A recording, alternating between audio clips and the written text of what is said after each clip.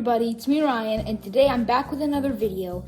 Today I'm going to be reviewing the Shin Godzilla NECA figurine. Let's go. So I got this figurine as a Christmas gift, and it's really nice. So I decided to make a in-depth review about how this thing works and what I like about it and what I don't like. First of all, with any good figure, we must start with the figurine itself. So here's the figurine himself. Now, a lot of people don't really like this figure as it is very, well, how should I put this? It's very, not close to the canon design of Shin Godzilla. While Shin Godzilla looks like this figure looks otherworldly. It doesn't look similar. A lot of people hate it because of its articulatableness and how bad it is. So, with my figure, I actually like it. There are some problems, which I will explain right now, but let's delve into this thing. But first of all, with any good review, you must start with articulation. So, we start out from the top to the bottom. Mouth opens and closes. The head can turn. Just try not to break it here. Neck can turn. Shoulder can swivel. The arms can move. There are 3 joints in the arms, one for the hand and one for the arm and one for the shoulder.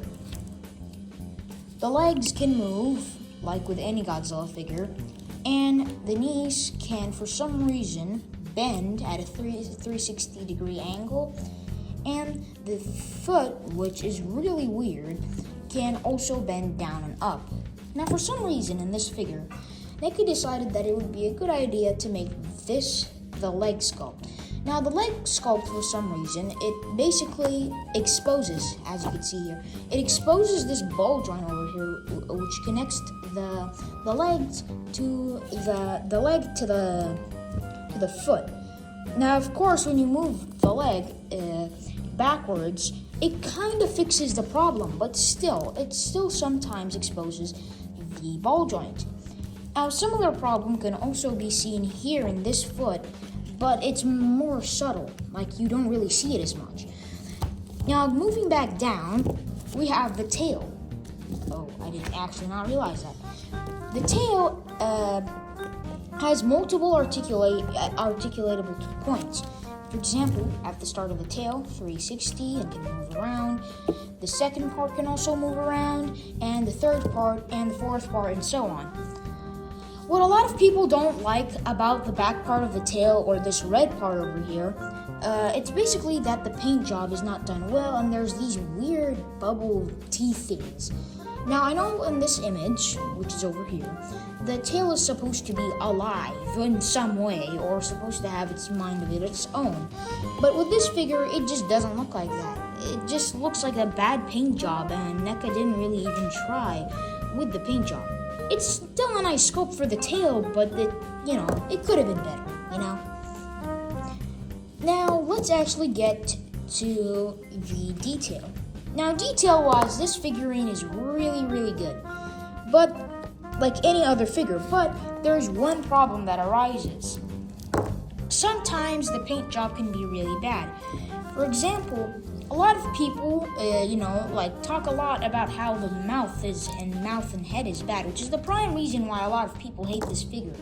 Well, I don't really hate this figure that much, but a lot of people have a problem with his head. Now, the bad problem arises over here in the head.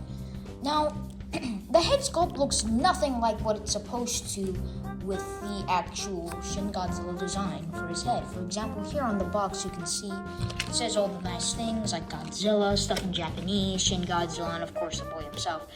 Now, the problem is that the head sculpt isn't really like, the real Shin Godzilla that appears in the movie. Now, it's otherwise more of a derpy kind of design.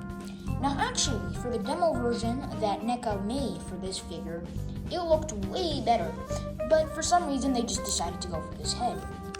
Now, a solution I can give to a lot of Godzilla collectors with this figure, if you put him in a slightly head aimed down position or just open up his mouth like this, it kind of reminds you of what Shin Godzilla would look like during the ending sequence when he would kind of like bend down and shoot his atomic red, which you actually can do that, but you might need the atomic red paint version for that, which it's not really necessary, but you can still do it. Now, detail-wise, in the mouth, there's not really much detail. As you can see on the chest and legs and tail and the whole thing in general, there's a lot of detail. There's a lot of good parts. It's just that, the head, I don't really think NECA tried that much on the head, if I'm being totally honest. Now, of course, the teeth are probably the worst part about this figure, as you can see here. When I pull them up, you can see that the teeth are not really the best. I'm trying to get the camera to focus here. Yeah. So instead of just making them one by one, molding them, and then painting them and putting them on a figure, which would be a good strategy, they just decided just to, add some splashes of paint in the color of the teeth. And for these cheek flaps, because I don't really know what else to call them, they're too big. They're supposed to be a bit smaller, like inside the mouth, not really this big. And don't even get me started on the head. For example, it is very subtle, you can barely see it, but there's this very tiny dot over here, where the eyes were supposed to be. But for my sculpt, they really didn't do it. And instead of being on where the eye was supposed to be, which you can slightly see that little bump over here, which is where the eye was supposed to be painted, it was painted behind. That is the biggest problem I have with this figure. Plus, there's this weird red hole, which I don't know what it's supposed to be like. Is it supposed to be his ear or what?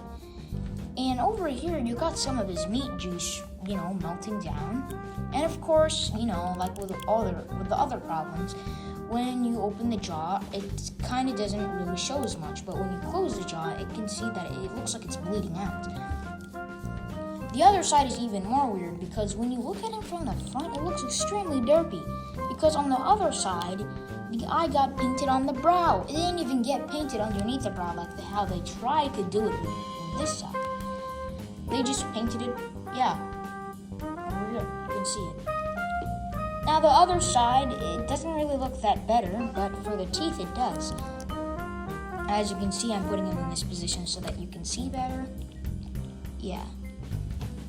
For the inside of the mouth, if we're going to take away all the other things that I talked about, you can see that there's a nice little hole, a nice little deep throat hole. Now, of course, it's not really like a real throat. It doesn't really go down that far, but of course it feels like it. It looks like it. Now, anyways, let's get to the box. Putting the figure aside, the box is probably one of the best parts. For example, NECA used to put the Godzilla figurines in this weird-looking box, which looks awkward. But later, they decided to package their figurines in these large boxes, which have their box art on them. For example, you can see on the back, there's some images of Godzilla and how he's supposed to look like. Now, it looks good and all, but really, I can't really find a way to put him in the pose like it is on the box. And of course, you got Shin Godzilla in Japanese and English. And you got some writing on the back, Toho, license, everything. Then you got some side art, pretty good side art, 65 years anniversary. Then when you open up the box, when it's new, basically when you open up the box, it shows them inside with this little picture. Now, of course, to imitate that, I'm just gonna take our good old boy, and he's supposed to be somewhere here, like this, inside the box. And he comes separated with the tail, and he comes with an instruction piece that says that you need to put the tail piece inside of some hot water for a few seconds, sorry. Overall, the box has some really good art, and the figurine itself has some good articulation points like any other NECA Godzilla figurine has. This would be a 10, but for some reason NECA didn't really want to try with the head. But overall, it's a good figure. I like it a lot, like some people don't. Now, of course, I'm not trying to be too hard because I really like this figure and I really like Shin Godzilla's design in general. But if NECA actually tried with the head and on some other bad parts, this figure would be really good. I give it a Rayan score of 9.5. See you later in the next video, guys. Bye!